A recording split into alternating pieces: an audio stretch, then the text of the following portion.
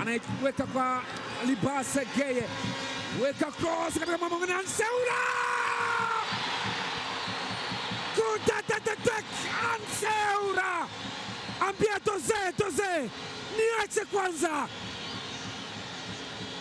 Mfalme wa nyika Simba Sports Club anatoa sharubu hapa, anatoa makuta, ambia tulia, ninalo jambo. Anamfuata Steve Becker, anakwenda kumkumbatia, kumbato la mahaba.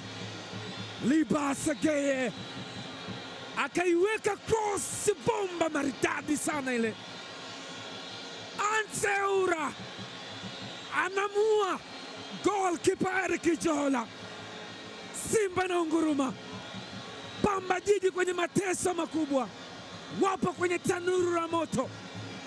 Mashabiki furaha ni kubwa, wao wana enjoy, Pamba wanasikitika, Simba wana enjoy.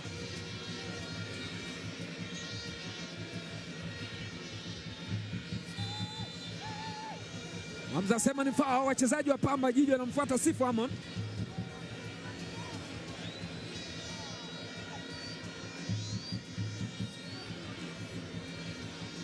Wanakwenda kulalamika. Yule ni Abdulkarim Idi, anacholalamika kwamba Jabara alimpiga na kiwiko.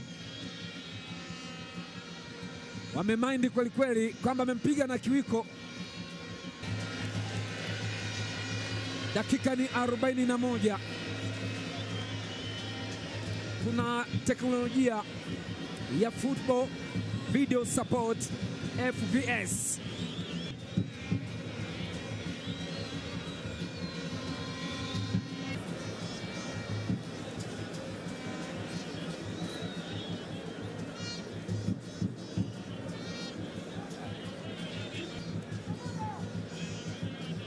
Ibrahim Jabbar ameonyeshwa kadi nyekundu.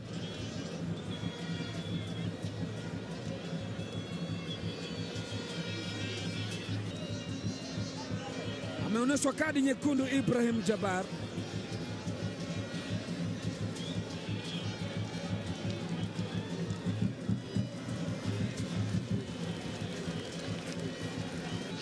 Imetokea hivyo mara kadhaa. Sasa ameingia striker Zabona Mayombia, anacheza vizuri sasa. Ile mwamuzi asema nyanyuka.